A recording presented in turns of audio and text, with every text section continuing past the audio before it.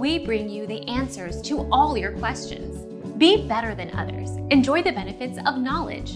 Accept the answers from us.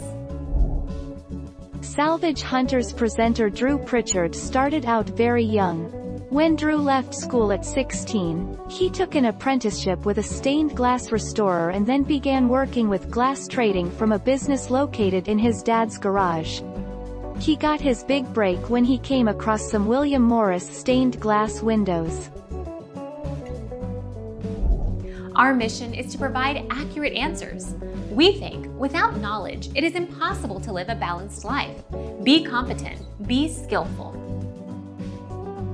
Thank you for watching. Don't forget to subscribe and hit the bell notification.